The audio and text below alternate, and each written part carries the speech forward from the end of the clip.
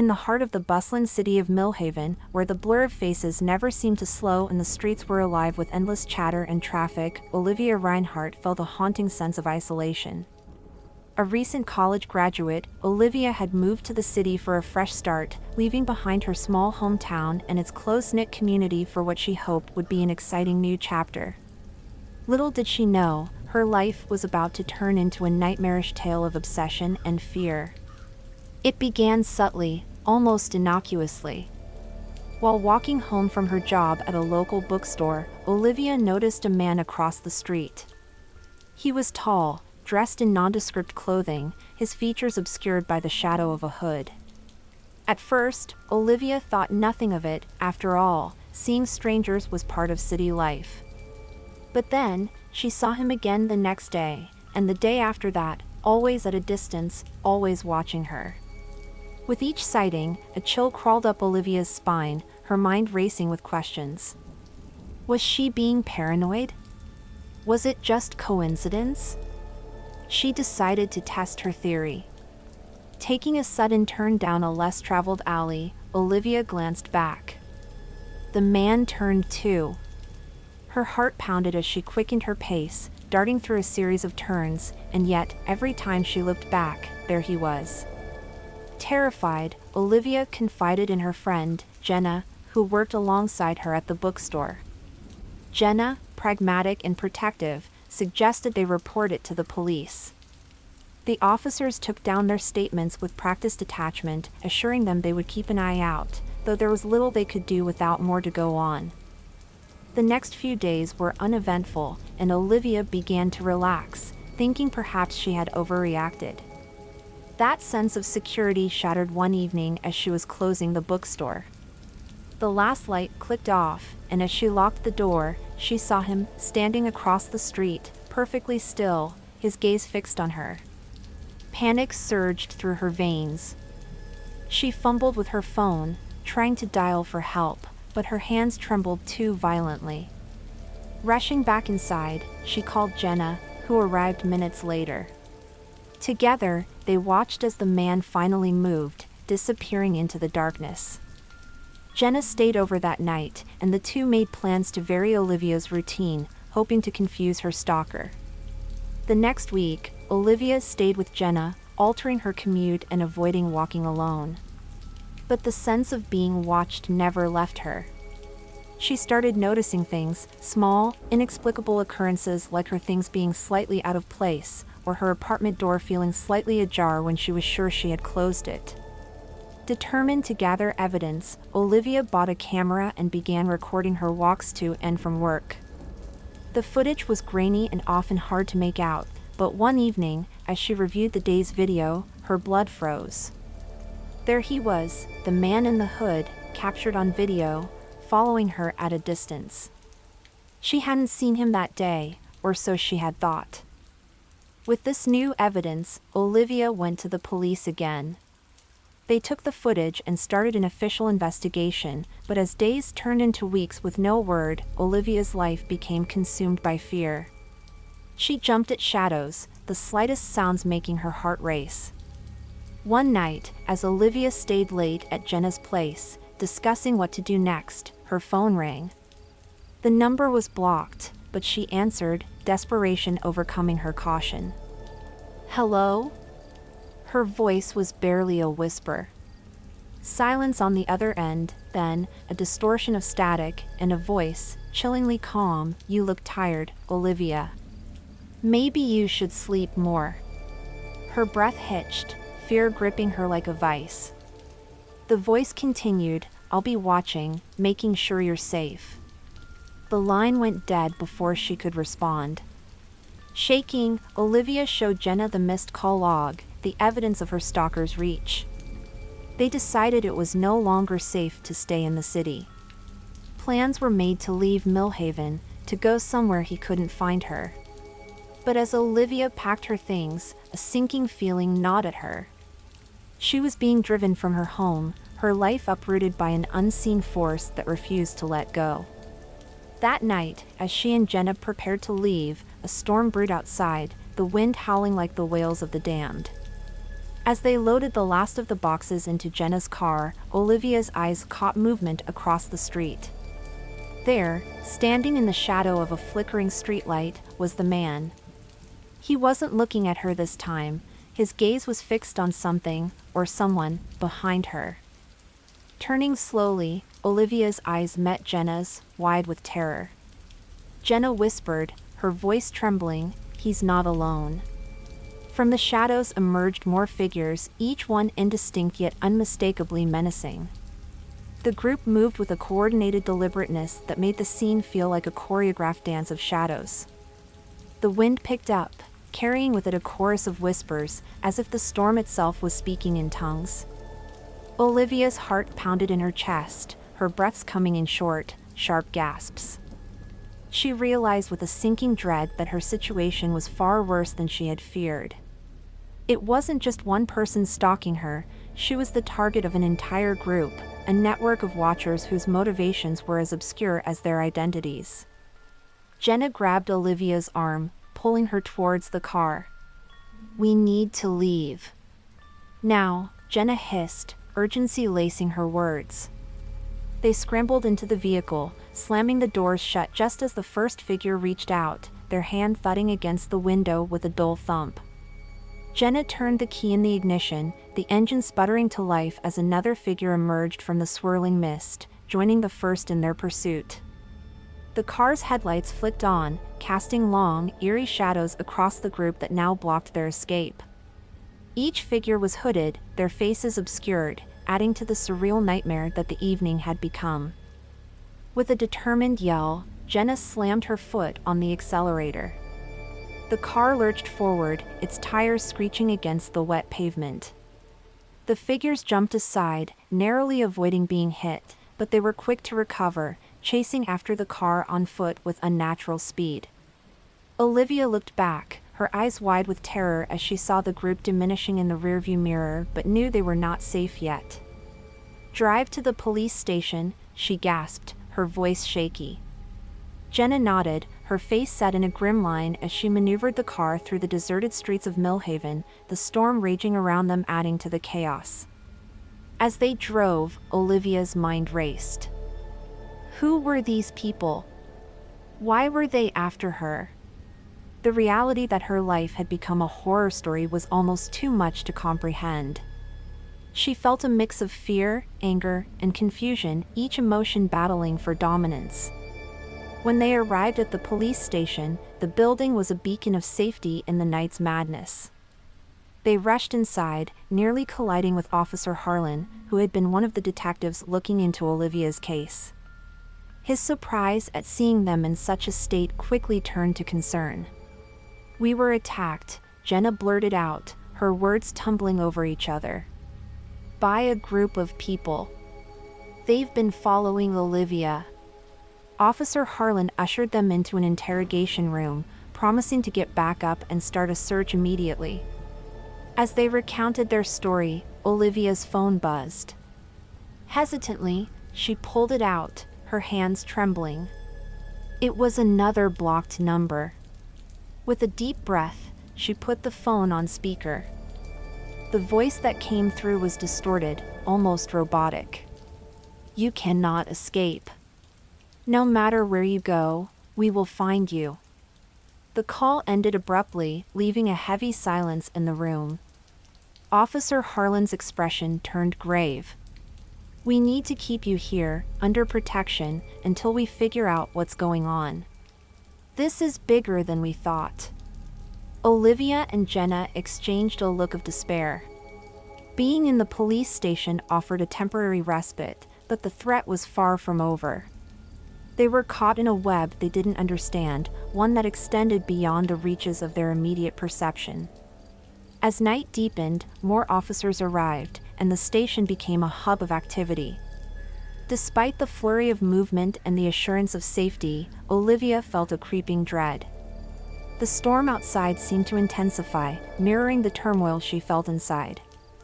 Hours ticked by, and with each passing moment, Olivia's anxiety grew. The idea of being hunted, watched, and followed had shattered her sense of security. She wondered if she would ever feel safe again, if life would ever return to normal. As she sat in the fluorescent-lit room of the police station, surrounded by the hum of activity and the steady drip of rain against the window, a cold realization settled over her. This nightmare was far from over. There was much they still didn't know, and the depth of the conspiracy against her was yet to be fully uncovered. Outside, the wind howled, a mournful, angry sound that seemed to speak directly to Olivia. It whispered secrets in a language she couldn't understand, secrets that promised more terror, more revelations. And somewhere in the darkness, the figures who had pursued her were regrouping, planning their next move. The night was long, and the storm was far from over. As the clock neared 3 a.m, the storm outside the police station seemed to reach a feverish pitch, its winds howling with a ferocity that rattled the windows. Inside, Olivia sat hunched on a hard plastic chair, her eyes fixed on the slow drip of water leaking from a crack in the ceiling. Each drop echoed unnaturally in the otherwise muted surroundings of the station, mirroring the relentless tapping of her own heart against her ribs. The storm, it seemed, was not just a meteorological event but a harbinger of the chaos that had engulfed her life since she noticed the man stalking her. Now, with the addition of the group, a palpable sense of dread filled the air, thick as the fog that lay outside. Officer Harlan entered the room again, his face etched with lines of concern. "We've got patrols out looking for any sign of your pursuers," he informed them, his voice a low rumble against the storm's wail. "CCTV across the city is being monitored. We'll find them." Olivia nodded, though the gesture was hollow. The systems and protocols meant to reassure her felt flimsy, almost inconsequential against the backdrop of what she'd experienced. Jenna, sitting beside her, reached over to squeeze her hand, a silent show of support that felt like the only real thing in a world gone mad. "Have you ever heard of anything like this before?" Jenna asked, her voice hushed as if afraid to raise it above a whisper might invite darker truths.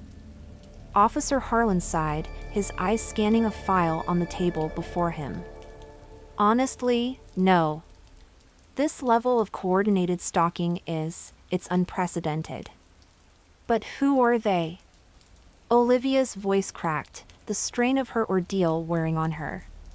"Why me?" "That's what we're trying to figure out," Harlan replied.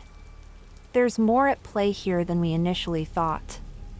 This isn't just a case of an obsessed individual, it's organized, calculated.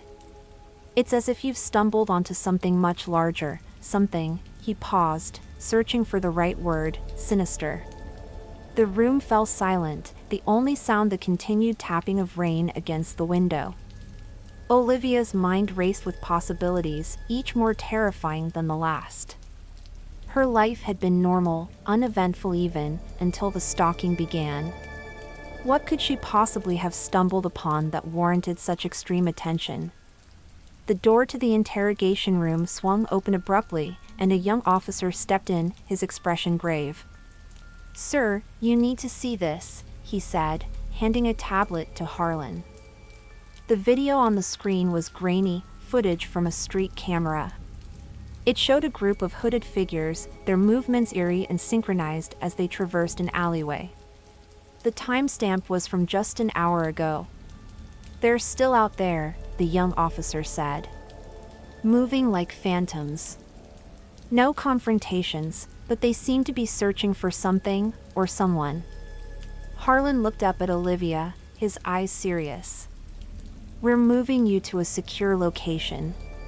It's not safe here if they decide to make a move." Panic fluttered in Olivia's chest. "A secure location? What about Jenna?" "We'll ensure she's safe, too," Harlan assured. The preparations for their transfer were swift. Olivia and Jenna were led through the bowels of the station to an unmarked vehicle, its windows tinted dark. As they drove through the desolate city streets, the storm seemed to crescendo, lightning streaking across the sky, illuminating the rain-drenched world in flashes of stark, white light. Olivia peered out the windows, her eyes searching the darkness for any sign of their pursuers. But the night was impenetrable, a blanket of black broken only by the occasional streetlight. The car pulled into an underground garage, the sudden silence startling after the noise of the storm. They were ushered into a building so nondescript it could have been anything from an office block to a government facility. The interior was stark, the walls bare, the air tinged with a clinical sterility that did nothing to ease Olivia's growing sense of foreboding. In a small, windowless room, Olivia sat with Jenna, waiting for what would come next. Officer Harlan entered, a folder in his hands. "We've pulled together something you might need to see," he said, laying the folder on the table before them. Inside were photographs, articles, and documents, all relating to an obscure cult known for its belief in the supernatural powers of surveillance and control. The more Olivia read, the colder her dread became. The door to the room locked with a click, sealing them in. As Olivia turned the pages, the light overhead flickered ominously, casting long shadows across the walls. Jenna leaned in, her voice a whisper. "Do you think they're part of this cult?" Olivia nodded slowly, a sinking feeling in her stomach. The documents outlined the cult's belief that certain individuals could unknowingly hold keys to ancient, mystical secrets, secrets that could be unlocked only through extreme surveillance and ritualistic following. The profiles of past targets read eerily similar to Olivia's own experiences, suggesting that her ordeal was part of something much larger and more horrifying than random stalking. As they absorbed the information, the room seemed to grow colder, the air thick with the weight of unseen eyes. Olivia felt the oppressive sensation of being watched, not just by the cult but by something even more ancient and malevolent. Officer Harlan paced the room, his own anxiety palpable. "We're doing everything we can to protect you, but this cult, they've evaded law enforcement for decades. They're like ghosts, leaving nothing but fear in their wake." The flickering light above them suddenly went out, plunging the room into darkness. Olivia and Jenna clutched each other, their eyes wide as they tried to adjust to the sudden blackness. A low hum began to fill the room, a sound that seemed to come from the very walls, vibrating with a sinister intensity. From the darkness, a voice whispered, chillingly close, "You cannot hide." The door slammed open, revealing a brief silhouette of a hooded figure before the light flickered back on.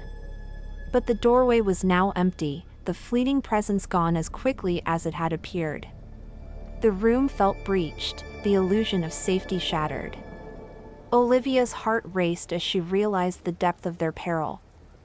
The cult was not just watching, they were steps ahead, manipulating events to their will. The police, despite their intentions, had underestimated the cult's reach and power. Harlan drew his weapon, moving to the door with a cautious determination. "Stay here. Lock the door behind me. I'll check the perimeter." Once he left, the silence that enveloped the room was suffocating.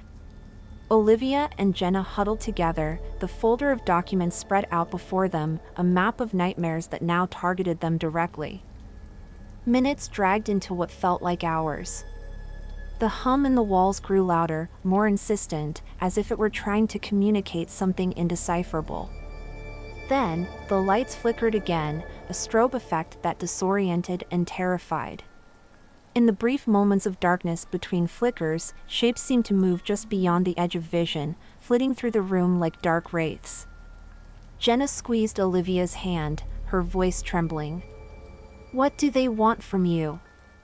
Before Olivia could answer, the room settled into total darkness once more, the hum escalating into a high-pitched scream. The sensation of being watched intensified, turning the air thick and heavy, almost suffocating. Then, silence.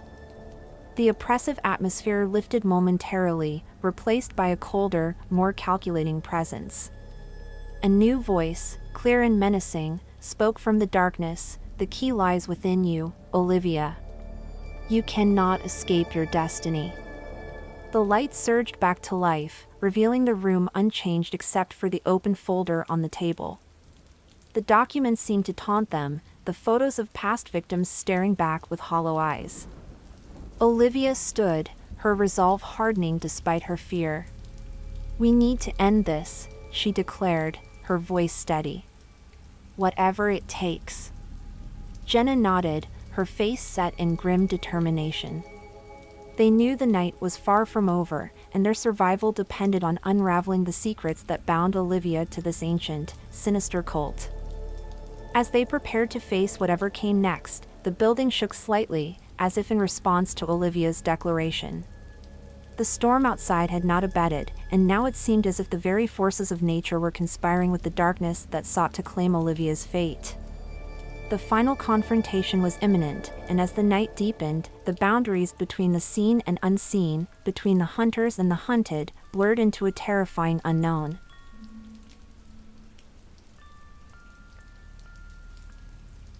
It was a dark, rainy night in late October when Sarah decided to drive across the state to visit her sister. Having just finished a long shift at the hospital where she worked as a nurse, she was tired but eager to spend the weekend relaxing in the countryside. The forecast had warned of a storm, but Sarah was accustomed to driving in poor conditions and felt confident in her ability to handle it. She packed her car, a sturdy old sedan, with an overnight bag and some snacks for the road, and set off into the night. The rain began as a drizzle but soon intensified into a torrential downpour. The headlights of Sarah's car barely cut through the darkness, and the wipers struggled to keep the windshield clear of the relentless rain. Despite the worsening weather, the road was surprisingly busy, with headlights appearing and disappearing into the gloom. About 2 hours into her journey, as she navigated a particularly lonely stretch of highway surrounded by dense forest, Sarah noticed a car pulled over on the shoulder. It was an old, beat-up station wagon, and it seemed to be abandoned. Concerned that someone might be in trouble, she slowed down as she approached, peering through the rain-smeared windows to see if there was anyone inside. As she drew closer, Sarah could make out a figure in the driver's seat, slumped over the wheel. Fearing a medical emergency, she pulled over and parked behind the station wagon, grabbing her flashlight and umbrella before stepping out into the rain. The wind howled around her, whipping her coat and pulling at her umbrella as she made her way to the other car. Knocking on the fogged-up window, Sarah shone her flashlight inside, trying to get a better look at the person. There was no movement. She tried the door, and finding it unlocked, she opened it cautiously. A foul, musty smell emanated from inside the car. The figure in the driver's seat was a man, middle-aged, his skin pale and clammy to the touch. Sarah checked for a pulse, but there was none. He was clearly deceased. Shaken, Sarah dialed 911 and explained the situation to the dispatcher. She was advised to wait in her car for the police to arrive. As she sat in her car, the wind and rain battering against it, she felt an eerie sense of isolation. The road was empty now, the other headlights gone, leaving her alone with the storm and the dead man in the car behind her. After what felt like an eternity, the flashing lights of a police cruiser appeared in her rearview mirror. An officer approached her window, and she rolled it down to speak with him. He was a large man, his hat dripping with rainwater as he leaned down to her level. "What do we have here?" he asked gruffly. Sarah explained the situation, her voice shaky from the cold and the unnerving discovery. The officer nodded. "Stay here, I'll check it out." He walked over to the station wagon, his flashlight cutting through the darkness. After a few moments, he returned, looking perplexed. "There's no one in that car," he stated flatly. Confused and a bit frightened, Sarah insisted, "There was a man. I checked his pulse. He was dead." The officer, looking skeptical, suggested she might have been mistaken due to the stress and the bad weather. He agreed to check again. This time, Sarah watched intently as he opened the car door and looked inside. He shook his head. "Ma'am, there's nobody here." "Are you sure you're all right?" Disturbed by the officer's implication and trusting her own senses, Sarah got out of her car and joined him, the rain soaking her immediately. They both shone their flashlights into the car. It was empty, not a sign of the deceased man or the musty smell she had noticed before. The only thing that remained was a small, water-damaged photograph on the passenger seat, a picture of a man who looked remarkably like the one she had seen. The officer saw it too and frowned, a look of concern crossing his face. "I think you better come with me," he said, more gently this time. "We need to get to the bottom of this." As they drove away in his cruiser, Sarah turned back to look at the lonely stretch of road. The station wagon was now just a dark shape in the rain, barely visible. She felt a chill run down her spine, the night's mysteries deepening, her mind swirling with unanswered questions. Who was the man in the photograph? What had really happened here tonight? And in the back of her mind, a deeper, more disturbing thought began to take root. Had she really been alone when she found the station wagon? Or had something unseen been with her in the rain and the dark? As the police cruiser cut through the torrential rain, Sarah sat silently, her mind reeling with the evening's events. The image of the man in the photograph was seared into her memory, his gaunt features and hollow eyes seeming to stare back at her from the depths of her thoughts. The officer, whose name tag read Officer Daniels, drove with a stern focus, glancing occasionally at Sarah as if trying to make sense of the situation himself. "Ever heard of phantom vehicles?" Officer Daniels finally broke the silence, his voice deep and resonant over the sound of the rain. Sarah turned, her interest piqued despite her anxiety. "Phantom vehicles?" "Yeah," he continued, his eyes still on the road. "Legend has it that some cars, like people, don't quite leave this world after they're done. They keep reappearing on roads like these, especially on nights like this. Some say they're stuck in a loop, reliving their last moments over and over." Sarah shivered, pulling her coat tighter around her. The notion seemed fantastical, but after tonight, she felt less skeptical than she might have otherwise. "Do you believe in such things?" she asked hesitantly. Officer Daniels gave a half-smile. "In my line of work, you learn to keep an open mind. Seen too many things that don't quite add up, like tonight." The car fell silent again, save for the relentless assault of rain against the windshield and the intermittent swipe of the wipers. They arrived at the local police station, a small, somewhat run-down building that looked like it hadn't seen renovation in decades. Officer Daniels led Sarah inside, where the dry, somewhat musty air of the building was a welcome relief from the dampness outside.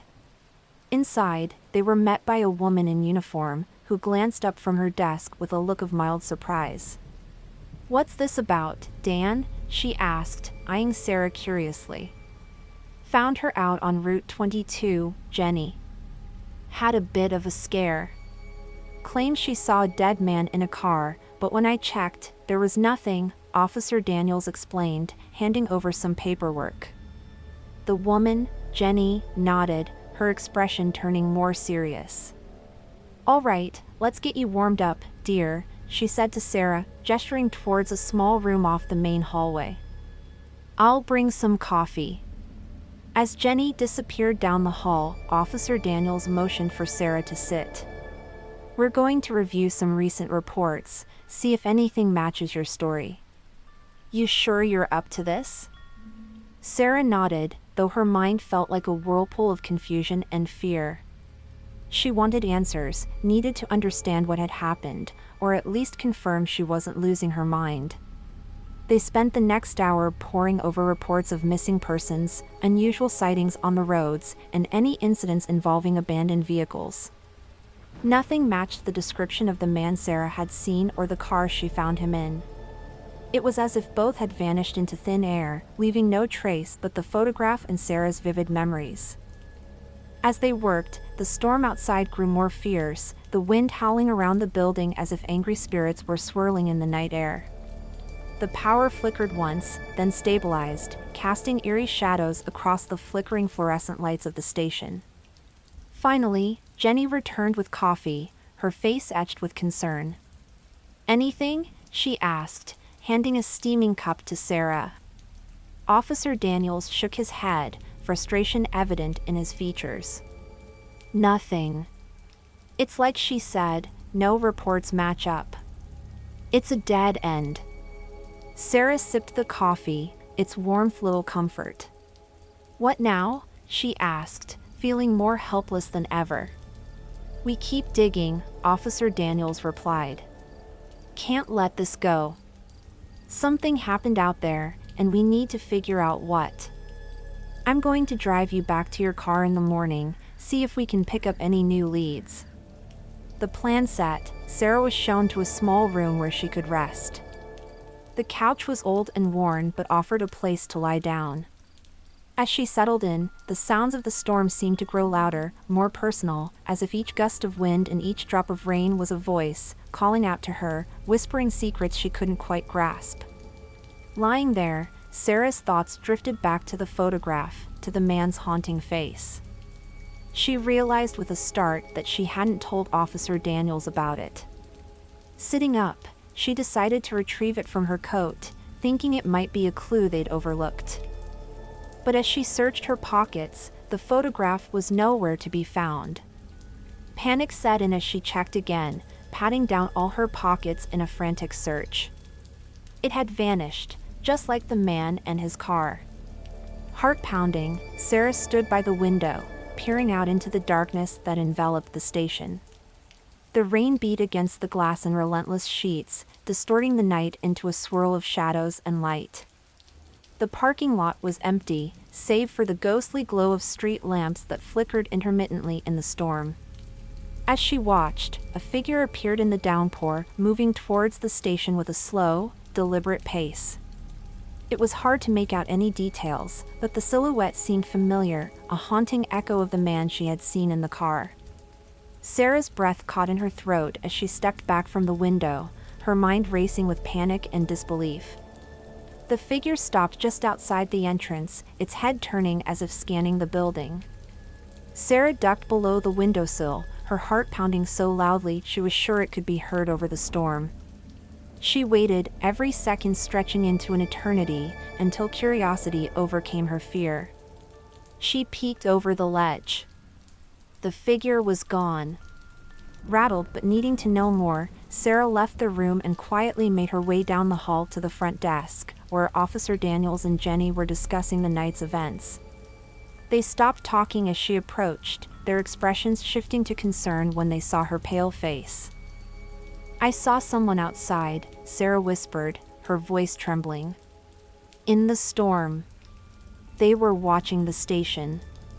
Officer Daniels stood abruptly, his chair scraping against the linoleum floor. Stay here, he instructed, moving towards the door with purpose. Jenny followed him, casting a worried glance back at Sarah. Left alone, Sarah paced the small lobby, her mind a whirlwind of thoughts. She felt trapped in a nightmare, each moment spiraling deeper into fear and confusion. She thought about leaving, about running away from this haunted night, but the storm outside was too fierce, and the unknown too intimidating. Minutes later, Officer Daniels returned, soaking wet and visibly frustrated. There's no one out there now, he said, shaking his head. Are you sure you saw someone? Sarah nodded, the certainty of what she had seen anchoring her despite the chaos of the night. Yes, I'm sure. It looked like the man from the car. Officer Daniels exchanged a glance with Jenny, who frowned, her brows knitting together in concern. This is getting stranger by the minute, Jenny said.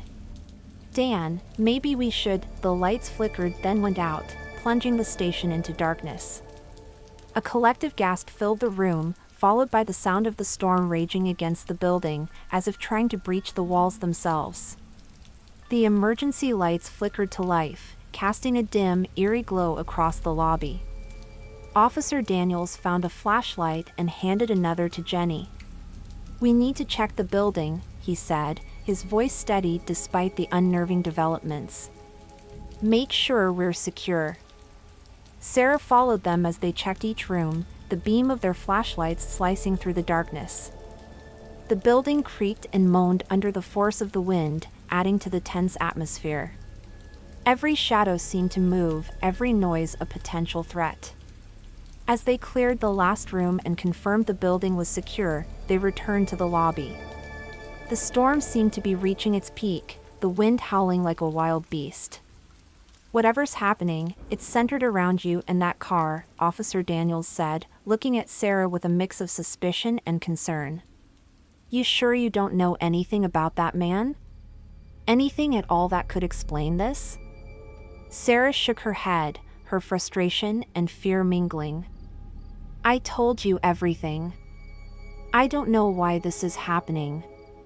The three of them settled into an uneasy silence, the weight of unanswered questions hanging heavy in the room. As they sat, the sound of the rain and wind was suddenly accompanied by another sound, a faint, static-filled crackling that seemed to come from all around them. Listening intently, they realized it was coming from the police radio. Officer Daniels adjusted the dials, trying to clear up the signal. After a moment, a voice broke through, distorted but unmistakable in its urgency. "All units, be on the lookout," the dispatcher's voice said, static crackling through the transmission. "Reports of an escaped patient from Hillcrest Psychiatric, believed to be dangerous. Last seen in the vicinity of Route 22. The blood drained from Sarah's face as Officer Daniels turned to her, his expression grim. "Route 22, that's where you found the car." The pieces of the puzzle were beginning to align, but with each piece, the picture grew darker and more terrifying. They were not dealing with simple coincidences or explainable occurrences. Something much deeper, much more sinister was at play. As they pondered their next move, the storm outside crescendoed, a loud, shrieking wind that seemed almost human in its wail. And then, as suddenly as it had escalated, the storm began to abate. The wind's howl softened to a whisper, the rain's drumbeat eased into a gentle patter, and an eerie calm settled over the police station. But the silence that followed was more terrifying than the storm had been. It was the kind of silence that presses in on the ears, heavy and expectant. Sarah, Officer Daniels, and Jenny remained seated, the tension palpable. They exchanged uneasy looks, none wanting to acknowledge the dread that filled the room. The faint crackle of the police radio broke the silence intermittently, a reminder that the outside world was still there, still watching. Then, the front door of the station creaked slowly open. They all turned sharply towards the sound, hearts pounding. The door had been securely locked, Officer Daniels himself had checked it. Now, it swung gently back and forth as if coaxed by an unseen hand, the creaking sound echoing through the now quiet station. Without a word, Officer Daniels stood and approached the door, flashlight in hand. He swept the beam outside, but the light revealed nothing but the wet, deserted street and the lingering mist from the rain. Swallowing hard, he stepped outside, his eyes scanning the darkness. Sarah and Jenny waited in tense silence, listening for any sound that might indicate what was happening outside. After what felt like an eternity, Daniels re-entered the station, his face pale and drawn. "There's nothing out there," he murmured, locking the door behind him. No footprints, no signs of anyone approaching the door. "But it opened," Jenny whispered, her voice a mix of fear and confusion. "How did it open?" None of them could answer. The mystery of the open door added another layer of fear to the night's already thick atmosphere. As they settled back into their seats, trying to process the evening's events, the radio crackled to life again. This time, the voice that came through was clear, urgent. "All units, update on the Hillcrest escapee. The patient has been located and secured. Repeat, the patient is no longer a threat." Relief washed over Sarah momentarily, until she realized that this news did not explain the strange occurrences they had experienced. The photo, the disappearing body, the open door, none of these could be explained by an escaped patient. "The photo!" Sarah suddenly exclaimed, remembering the picture she had dropped. "It must still be in my car. Maybe it can give us some answers." Officer Daniels nodded, a new resolve firming his features. Let's go check. Whatever's happening, we need more to go on. Together, they left the station and made their way to Sarah's car, which was parked nearby. The night was still now, the earlier ferocity of the storm seeming like a distant memory. They reached the car, and Sarah quickly searched through her belongings. Her fingers trembled as they brushed against the slightly crumpled photograph lodged beneath the passenger seat. Bringing it into the light, they all peered at the image, a photo of a man, the same man Sarah had seen in the abandoned car. His eyes seemed to stare back at them, filled with an indescribable sadness. "Look at this," Jenny said, pointing to the back of the photograph where something was written.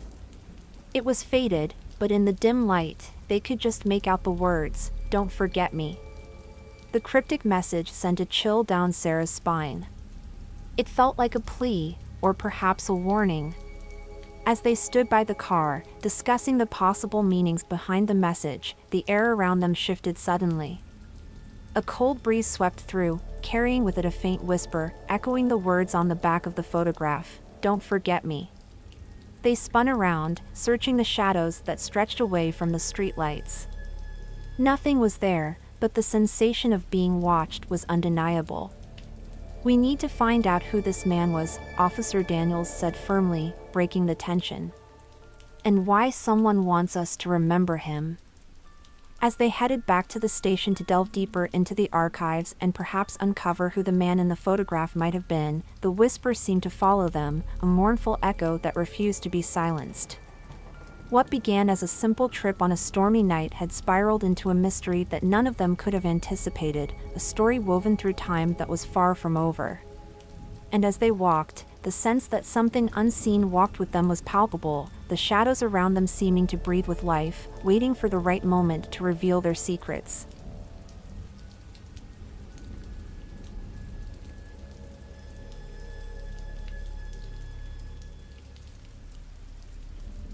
When Tom and his family moved into the old Henderson place on the outskirts of their small town, it was under the promise of a fresh start, away from the bustling noise of the city they'd left behind. The house, a sprawling two-story Victorian, was tucked away at the end of a winding dirt road, surrounded by dense woods that stretched as far as the eye could see. It was the kind of place that, despite its age and slightly run-down appearance, seemed to whisper of hidden stories and secrets waiting to be discovered. Tom, a curious 12-year-old with a wild imagination, was immediately captivated by the house's mysterious charm. He spent the first few days exploring every nook and cranny, from the dusty attic filled with old trunks and forgotten treasures to the creaky basement that still held coal from when the house was first built. But it was the air vents that intrigued him most. Unlike modern vents, these were large and ornate, covered with intricate metal grills that suggested they were as old as the house itself. One evening, as Tom lay in bed listening to the sounds of the house settling, he heard something unusual, a faint whispering coming from the vent in his room. Initially, he thought it was just the wind, as the old house was full of drafts. But as he listened more intently, he realized the whispers were forming words, repeating over and over, "Help me, find me." The next morning, Tom approached the vent, his curiosity piqued. He called softly into it, "Hello?" To his surprise, a small, timid voice responded. "Hello, who are you?" Tom jumped back, his heart racing. He had half expected no reply, half hoped for one. Gathering his courage, he moved closer and asked, "Who are you? Where are you?" "I'm Emily," the voice said. "I live here, in the vents. I've been waiting for someone to hear me." Tom, both excited and unnerved, spent the entire day talking to Emily through the vent. She told him she had been living in the vents for a long time, ever since she could remember. She spoke of secret passages within the walls and stories of the people who had lived in the house before Tom's family.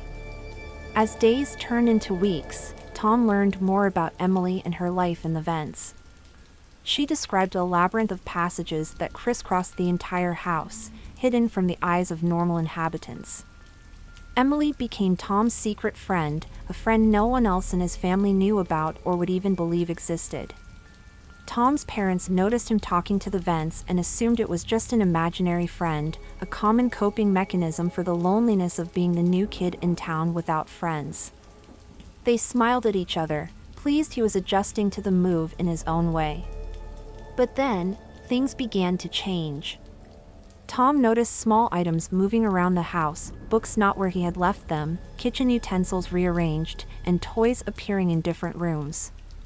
When he asked Emily about it, she giggled and said, "It's fun to explore and move things around. It makes the house feel alive." As Halloween approached, Tom decided he wanted to meet Emily in person. He pleaded with her to come out from the vents, or to show him how to get into the passages. After much coaxing, Emily agreed. "Meet me in the basement tonight, by the old coal chute. It's one of the entrances to my world," she whispered excitedly. That night, Tom snuck out of his room and down to the basement. The house was silent except for the occasional groan of the old wooden structure. He found the coal chute, an ancient metal door set low in the wall that he had never noticed before. With a trembling hand, he pulled it open and peered inside. There was a small tunnel, just big enough for a person his size to crawl through. "Come on, Tom," Emily's voice echoed from deep within the tunnel. "Come find me." Heart pounding, Tom crawled into the chute, the metal cold and rough against his hands and knees. The tunnel was dark and narrow, the air musty with the smell of old earth and mold. He could hear Emily's voice ahead, encouraging him to keep going, guiding him deeper into the labyrinth. As he crawled further, the tunnel began to descend, winding down into the darkness. The air grew colder, and the walls seemed to close in around him. Tom's excitement mingled with a growing sense of dread, the feeling that he was moving towards something unknown and perhaps dangerous. Finally, after what felt like an eternity, the tunnel opened into a large, dimly lit chamber. Tom stood up, his legs shaky from the crawl. The room was filled with old furniture, piles of books, and toys, lots of toys, scattered around like remnants of a forgotten playroom. "Emily?" Tom called out, his voice echoing slightly. "Where are you?" There was no answer.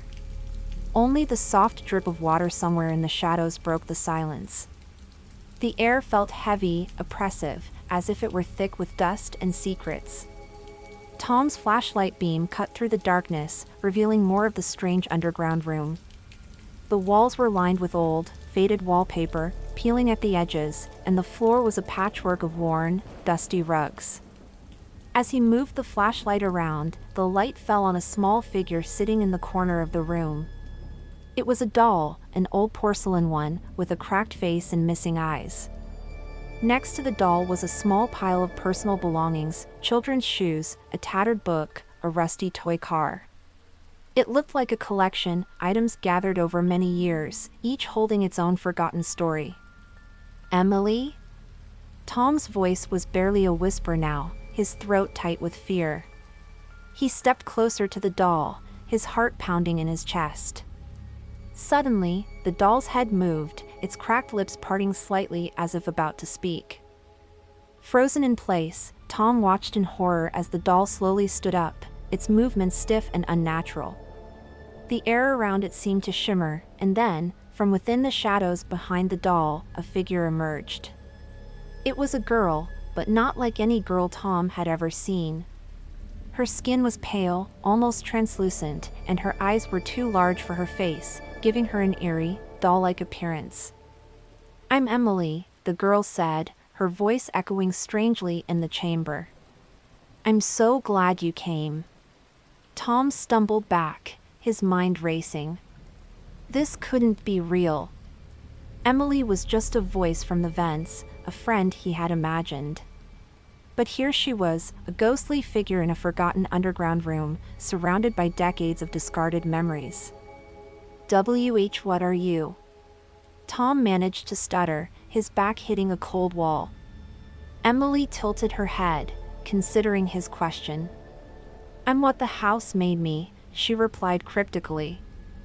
I'm its memory, its keeper of secrets. And now you're part of it too. The room seemed to grow colder, the shadows deepening.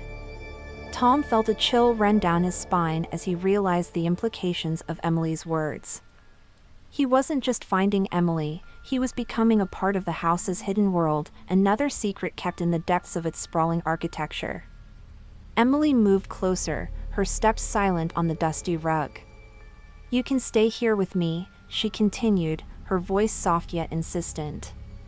We can play forever. Just like the others. Tom's flashlight flickered, casting eerie shadows across the room. He glanced around and noticed other figures emerging from the darkness, all children, all with the same oversized, luminous eyes as Emily. They moved slowly towards him, their expressions blank, as if they were sleepwalking. Desperate, Tom looked around for an escape. The tunnel through which he had come was his only way out, but it was behind the approaching children.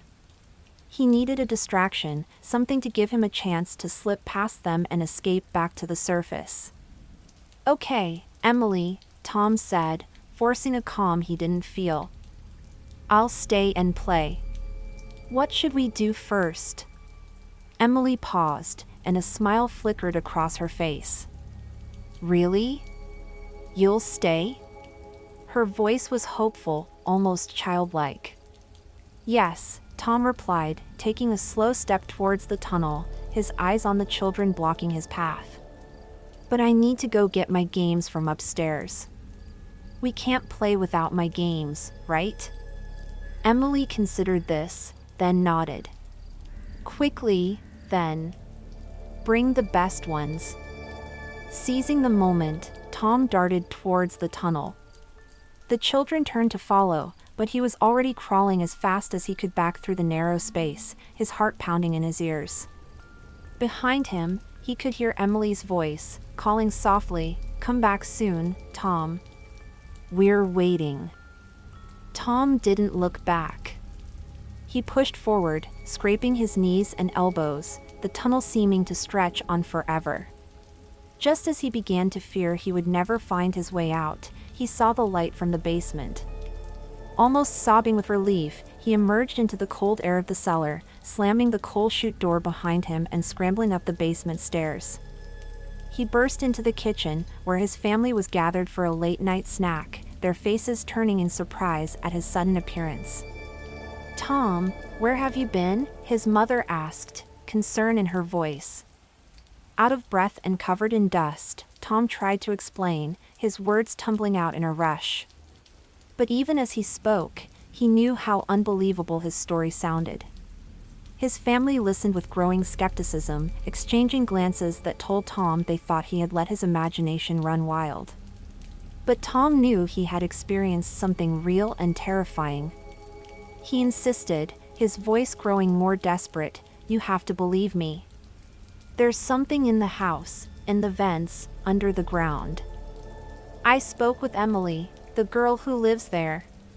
His father, a pragmatic man, placed a hand on Tom's shoulder, trying to calm him. "Tom, it's an old house. It makes noises, and yes, it has its secrets, but what you're describing sounds like the kind of stories that—" "No, it's real," Tom interrupted, pulling away. He raced upstairs to his room, grabbed the small digital camera he'd started carrying around, and showed them the footage he'd taken of the doll and the shadowy figures moving in the background. The video was shaky and dark, but the figures were unmistakable. His parents watched, their skepticism faltering as the reality of what their son had encountered sank in. "Okay," his mother said, her voice soft and concerned, "we'll look into it. First thing tomorrow, we'll go down there together." That night, Tom lay in bed, unable to sleep. The whispers from the vents had stopped, but now he felt a heavy silence pressing around him, as if the house was holding its breath. His mind replayed his encounter with Emily and the children over and over, each time feeling more surreal yet undeniably real. The next morning, Tom's insistence led the family to the basement. Reluctantly, his father pried open the coal chute with considerable effort. The dark opening loomed before them like the mouth of a cave. "Stay here," his father said, a flashlight in one hand and a crowbar in the other as a just-in-case measure. He crawled into the tunnel, his body disappearing into the darkness. Minutes passed, feeling like hours to Tom, who waited impatiently with his mother at the basement entrance. Finally, his father emerged, his face pale and his eyes wide with disbelief. There's a room down there," he stammered. Just like Tom said. "And things. Old toys, books. It looks like someone's been living there, but it's all old, very old." His mother gasped, covering her mouth with her hand. The revelation that their son's stories were not just products of an overactive imagination but based on some eerie truth shook them deeply. Determined to uncover more about the house's history, Tom's family spent the day digging through old records and newspapers at the local library. They discovered that the Henderson house had been a children's home in the early 1900s, run by a reclusive widow known as Mrs. Henderson after her husband's mysterious disappearance. The home was closed under strange circumstances, with rumors of missing children never fully resolved. As they gathered more information, a chilling picture began to emerge.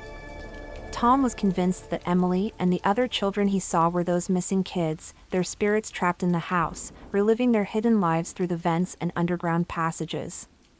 Feeling a mix of fear and a need to help, Tom led his family back to the house. They stood before the entrance to the basement, each feeling the weight of the dark history they were about to confront. "We need to find out what they want, why they're still here," Tom said, a determined look on his face.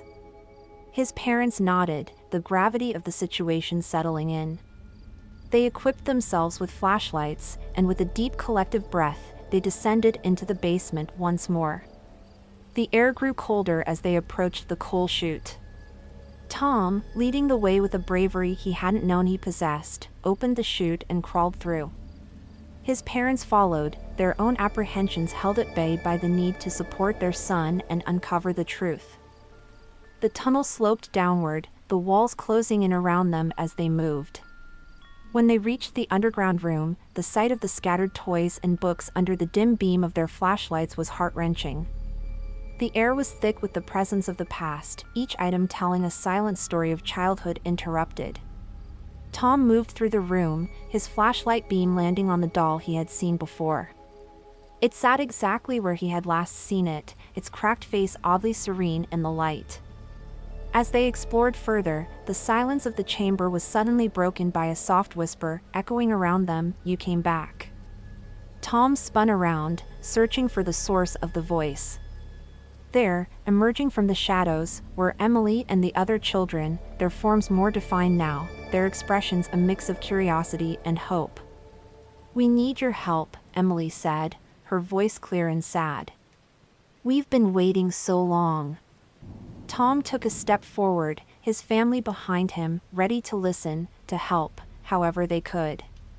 The children began to tell their stories, their voices mingling in the dim light, a tapestry of tales woven from the echoes of the past. As Emily and the other spectral children recounted their histories, each story was a fragment of a larger, darker tapestry.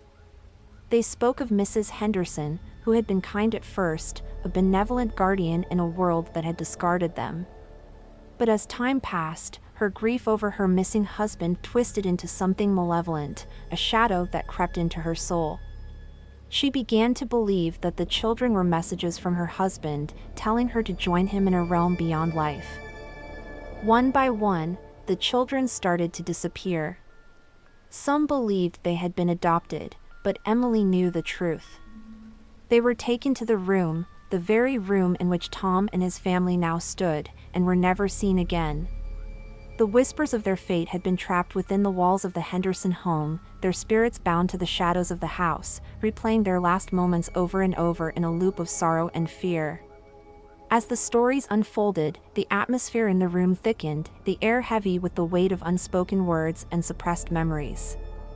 Tom's flashlight flickered, casting dancing shadows across the walls, making the children's ghostly figures seem to twitch and writhe in the dim light. "We need to be released," Emily pleaded, her voice breaking with the weight of her eternal grief. "Help us move on." Moved by their plight, Tom's mother spoke, her voice firm yet compassionate. "Tell us what to do. How can we help you find peace?" Emily pointed to the wall behind them, to a section that seemed no different from the rest. "Behind here," she whispered, "you'll find what you need to free us." Tom's father used the crowbar they had brought from above. He pried at the wall, the plaster and wooden lath slowly giving way under his determined force. As the wall opened, a hidden compartment revealed itself, inside which lay a series of small, beautifully carved wooden boxes. Each box, Emily explained, contained a personal item from each child, items that Mrs. Henderson had taken to bind them to the house, to keep them close to her in her twisted reality. "Release these," Emily said, "and you release us." Tom and his parents carefully opened each box, removing the items and placing them gently on the ground in front of the children's apparitions. As they did, a light began to fill the room, soft and warm, a stark contrast to the cold, dark shadows they had grown accustomed to. One by one, the children stepped forward, touching their item briefly. With each touch, a child's figure became luminous, then slowly faded away, their form dissolving into the light, their whispered thanks echoing in the now gentle air. Finally, only Emily remained. She smiled at Tom, a deep, genuine smile that seemed to light up the dim room even more. "Thank you, Tom," she said. "For listening, for helping." Then, she too touched her item, a small, worn-out ribbon. As she faded into the light, the oppressive atmosphere lifted completely, leaving the room feeling just like any other old, dusty room. Tom and his family stood in silence, processing the night's surreal events. The room was now just a room, the toys and books mere objects, no longer charged with the energy of trapped spirits. As they left the basement, making their way back to their world of the living, the house felt different. It was as if a heavy veil had been lifted, the shadows now just shadows, the whispers just echoes of the past. But the peace was short-lived. As they reached the top of the stairs, a cold wind swept through the house, extinguishing the lights and plunging them into darkness. A heavy, suffocating presence filled the air, and a deep, dark voice, unlike any of the children's, echoed through the halls. "You freed them, but you are not free," it boomed, a sound that seemed to come from the very foundation of the house. "She is coming." Chilled to the bone, Tom and his family turned towards the sound, only to see the shadow of Mrs. Henderson, distorted and vengeful, stretching out from the basement door, her figure twisted with rage. "You cannot escape," she hissed, her voice a nightmare brought to life. "This house will never let you go." As her shadow loomed larger, threatening to engulf them, Tom and his family realized their ordeal was far from over. The house held more secrets, more darkness than they had anticipated, and their fight to save themselves had just begun.